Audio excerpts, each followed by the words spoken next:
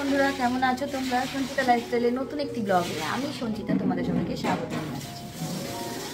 সকালবেলা উঠে চাটা খাওয়া হয়ে গেছে। আজকে একটু ব্যালকনিগুলো পরিষ্কার করেছিলাম, সেটা আর আমি ভিডিও করতে পারিনি, ভুলে গেছি ভিডিও করতে। আর এই দেখো এসি সার্ভিসিং করতে এসেছি। তো শীতের আগে একবার এসিটাকে সার্ভিসিং করে রাখা হলো, এরপরে আবার যখন গরম পড়বে, মানে যখন এসি চালানো হবে তখন আবার একবার সার্ভিসিং হবে। তো ভিডিওটা শুরু করলাম, জানি না কতটা কী দেখাবো, কী করবো না করবো। এখন এসি সার্ভিসিং হচ্ছে, ততক্ষণ আমি এখানে বসে আছি। এরপরে কী হচ্ছে না হচ্ছে সেটা তোমাদের দেখাবো। ওকে, তো সঙ্গে থাকো, দেখতে থাকো ব্লগটা। আর দেখো বুজুকে আলমারির উপরে তুলে দেওয়া হয়েছে। শ্যামলিও এসে গেছে, বুজু আলমারির উপরে রয়েছে, কারণ কাজ করতে দেয় না ও কাউকে, জানো তো, পেছু পেছু ঘুরবে। চলো সঙ্গে থাকো। এসি সারানোর লোকগুলো চলে যাওয়ার পরে আমি চলে এলাম এই কম্পিউটার রুমটায়। কম্পিউটারটা নিয়ে তো দিদি নাতিকে দিয়ে দিয়েছি, তো কম্পিউটারটা নেই, তো কম্পিউটারের টেবিলটাকে আমি ডাইনিংয়ে রেখেছি, তোমাদের একদিন দেখাবো। আর এইখানটায় সোফাটা রেখেছি, সোফার কভারটা না তনু চলে যাওয়ার পরে ধুয়ে দিয়েছিলাম। তো আজকে ভাবলাম যে সোফার কভারটাকে পরিয়ে নিই, কারণ আমার না এই সোফার কালারটা একটু লাইট, তো সেই জন্য যদি উপরে একটা কভার না পরিয়ে থাকি তাহলে কি হয়, সোফাটার কভারটা নোংরা হয়ে যাবে, ওটা তো আর চেঞ্জ করা যাবে না। সেই জন্য আমার সোফার উপরে একটা কভার পরানো থাকে, তার উপর আমি আর একটা কাপড় পেতে রাখি। এটা আমি যখন সোফা নতুন কিনেছিলাম তখনই করেছিলাম, তখন থেকেই করা আছে, নতুন করে আর করিনি। আর এরকম করলে কি হয়, সোফার যে ভেতরের যে কভারটা সেটা কিন্তু নষ্ট হয় না, রঙটা নষ্ট হয় না, কারণ ওটা তো আর বারবার চেঞ্জ করা সম্ভব না। এই কভারটা তুমি মনের মতন কালার করে চেঞ্জ করে নিতে পারবে। তো যাই হোক, একটু বেশি বোধহয় আমি যত্ন করি, সেই জন্য এইসব করেছি। সবার এত এনার্জি থাকবে না করার। আর তার উপরে এইখানটা ভালো করে সোফা সেটের যে ঢাকাটা সেটাকেও পেতে দিলাম। আর এখানটা তোমরা তো জানো আমার চিঙ্কুটা বসে থাকে, আর চিঙ্কুর একটু ঠান্ডা লাগছে, শীতকাল পড়েছে, তো এটা একটা তনুরেনুর পুরনো কোট ছিল, মানে লাল রঙের, খুব সুন্দর কোটটা। তো ওইটা চিঙ্কুকে পরিয়ে দিলাম, যে চিঙ্কু পরে থাকলে বেশ ভালো লাগবে দেখতে, এই ভেবে ওটা চিঙ্কুকে পরিয়ে দিয়েছি। আর চিঙ্কুটাকে সত্যি খুব সুন্দর দেখতে লাগছে দেখো। আর এই শ্যাম্পেনের যে বেলুনটা দেখছো, এটা তনুর বার্থডের বেলুন ছিল, সাজিয়ে রাখলে বেশ ভালো লাগছে বলে ওকে চিঙ্কুর হাতে ধরিয়ে দিয়েছি। আর ওইখানে নিয়ে বসে আছে। সেদিনকে টিকে আমাকে বলেছে এটাকে এখান থেকে সরাও, এখান থেকে যখনই বাইরে বেরোচ্ছি বা ঢুকছি জানো তো মনে হচ্ছে কেউ সোফাতে বসে আছে। কাজ করে চলে গেছে, মেশিনটা লাগিয়ে দিলাম, চাদরের উপর দুনিয়ার নোংরা নোংরি সব ঢেলে দিয়ে গেল। আর ওইখানে চিঙ্কুটাকে একটা নতুন জামা পরালাম, দেখতেই পেলে তোমরা। এগুলোকে গুটিয়ে পাটিয়ে ফেলে দিই। আজ কেন রান্না করিনি বলতে তরকারি একটুখানি আছে, তো ভাবছি কি করবো, ভালো লাগছে না রান্না করতে একার জন্য। আর কি রান্না করব ডেলি ডেলি। আমি ব্যালকনিটা ঠিক করছিলাম, এটা দেখো এখানটা লাগিয়েছি, এখানে একটা হ্যাঙ্গিং মানি প্ল্যান্ট লাগাবো, দেখি তৈরি করি আগে গাছ, এখনো লাগানো হয়নি। আর এইখানটা ঠিক করতে এলাম, আর সঙ্গে সঙ্গে এসির লোকগুলো এলো, আর ঠিক করা হলো না, এবারে ঠিক করে নিই তোমার সাথে কথা বলতে বলতে।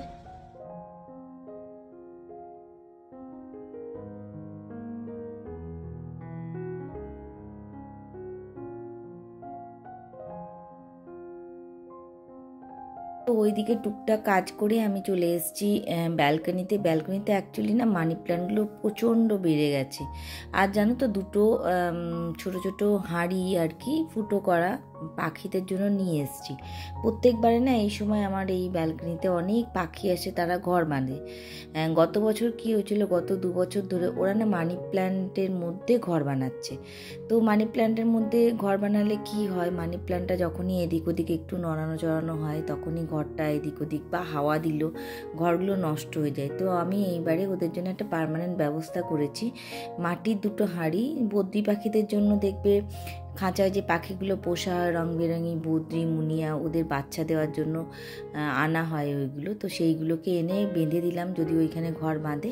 আর ওইখানে দেখো 2-3টে বোতল রেখেছিলাম মানি প্ল্যান্ট লাগানোর জন্য, সেগুলো আমার এদিক ওদিক নড়াচড়াতে পড়ে গিয়ে ভেঙে গেল। এই কাঁচের বোতলকে এখন পুরো তুলতে আমার 2 ঘন্টা টাইম লাগবে, কাজ বেড়ে গেল। দুপুর হয়ে গেছে তোমার, এখন বাজে 2:30। এতক্ষণে আমার কাজ শেষ হলো, চান টান করে এবারে এসছি বুজোকে খেতে দেবো। বুজো খাবে, আমিও, দুজনে মিলেই খেতে বসে পড়েছি। দেখি এই চিকেন স্টু করেছিলাম টিকে বাবুর জন্য, ওর থেকেই একটুখানি বুজোকে দেবো, কারণ ও তো অত খায় না, রবিবার দিন করা হয়েছে। তারপরে তো খাইনি, ফ্রিজেই পড়ে রয়েছে, তো বুজোকে একটু দিই। আমি একটুখানি 2-4 পিস একটু ঝোল নিয়ে ভাত খেতে ইচ্ছা করছে না, একা একা খেতে না আমার একদম ভালো লাগে না। তো বুজোর ভাতটা মাখছি, বুজোকে খেতে দিয়ে দেওয়ার পরে আমি দিয়ে খাবো। বুজোটারও শরীরটা ভালো নেই, ভাত খেতে চাইছে না। তো দেখি সন্ধ্যেবেলা কি করি সেটা আবার দেখাবো, আসছি ঘরে। সন্ধ্যেবেলা একটু সাজুগুজু করেছিলাম, সাজুগুজু করে মনে মনে ভাবলাম যে তাহলে একটুখানি তোমাদেরকে দেখাই বলতে আজকে মমতার মেয়ের বার্থডে। মমতা হচ্ছে আমাদের বিল্ডিংয়ে থাকে মমতা, তো মমতার মেয়ের আজকে বার্থডে। তো যাবো, দাঁড়াও ফোনটা চার্জে লাগাচ্ছি, তো যাবো ভাবলাম যে একটুখানি ছোট্ট একটা ভিডিও করি। রুই আমার ভিডিও দেখে, মানে যার বার্থডে সে হচ্ছে আমার ভিডিওর বহুত বড়ওয়ালা ফ্যান। চশমা ফশমা এদিক ওদিক পড়ে গেল, তো চলো যাই, আর এসে তারপরে আবার তোমাদের সাথে কথা বলবো। এখন দেখি কি দেখাতে পারি বার্থডেতে। টিকে যাবে না, টিকে ঘরেই রয়েছে, আমি যাই ঘুরে আসি দিয়ে।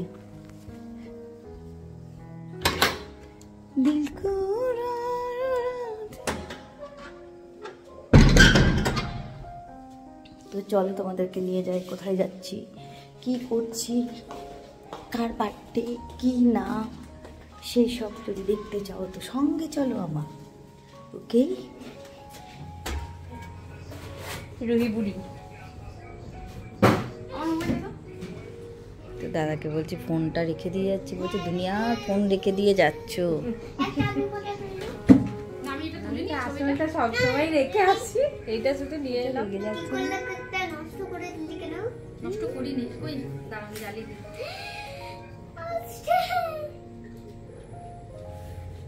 কি করব এটা? ও ফু দেবে, ছবি তুলবে। ফু দাও। তুমি বসো। না না, ও বসো। ভিডিও করব না ফটো? দাঁড়াও। ফটো। হ্যাঁ, ফু দাও, ফু মতো দাও, ফুয়ের মতো অ্যাক্টিং করো। Happy birthday to you, happy birthday to you, happy birthday dear Ruhi, happy birthday to you, may God bless you, may God bless you. যাই হোক, রুহি বুড়ির কেক কাটা হয়ে গেছে, এবারে আমাদের এখানে গান চলছে বলে আমি মিউট করে দিলাম, কারণ গানে তো কপিরাইট লাগবে। সঙ্গে নন্দু বসে আছে আর রুহি কেক কাটছে। আর কেকটার মধ্যে অ্যাকচুয়ালি কি হয়েছে জানো তো, ওর একটা ফটো ডিজিটালভাবে ওইখানে কেকের মধ্যে প্রিন্ট করা হয়েছে। সেই কখনো বলছে আমি ওটার হাত খাবো, কখনো বলছে ওটার মাথা খাবো, কখনো বলছে আমি পা খাবো। মানে এত ওরা 2 ভাই মিলে এটাকে নিয়ে মজা করেছে, তোমরা চিন্তাও করতে পারবে না। দেখবে একটুখানি ক্লিপিং আমি এক জায়গায় জুড়ে দিয়েছি। আর পোজ দিয়ে দিয়ে ফটো তুলতে ও একদম মাহির আছে, ওর এত ভালো লাগে পোজ দিয়ে দিয়ে ফটো তুলতে। তো সব রকম ফটো তোলা হলো, আমরা গান টান শুনছিলাম আর আনন্দ করছিলাম। আমি ছোট্ট পাড়া একটু ভিডিও করলাম, খুব বড় আমি ভিডিওটা করিনি, কারণ আমি জানি সারাদিনের আমার ভিডিও আছে, অনেক বড় হয়ে যাবে ভিডিওটা। আর মমতারও সেদিনকে না শরীরটা খুব একটা ভালো ছিল না, নাহলে মমতা কিন্তু খুব মস্তি করতে ভালোবাসে। বাট সেদিন ওর এত শরীর খারাপ ছিল যে ও কে দেখে বুঝতেই পারছিলাম যে ওর মধ্যে এক ফোঁটাও এনার্জি নেই। তো যাই হোক, এইরকম করে আমাদের বার্থডেটা আমরা এনজয় করলাম। তারপরে আমরা খাওয়া দাওয়া করেছিলাম, অনেক ভালো ভালো জিনিস মমতা রান্না করেছিল। বাসন্তী পোলাও, চিকেন, ঘুগনি, লুচি, পায়েস, মিষ্টি, কেক, অনেক কিছু ছিল। মানে অতগুলো আইটেম খাওয়াটাই মুশকিলের একটা ব্যাপার হয়ে দাঁড়িয়েছিল। যাই হোক, দিনটা ভালোই কাটলো। তুই মাথা খাবি না, আমি খাবো পুরো নেবো ওইটা। আচ্ছা ঠিক আছে, মাথা পা হাত যা আছে এই মাথা ছবি দেওয়ার আইডিয়াটা কাজ ছিল।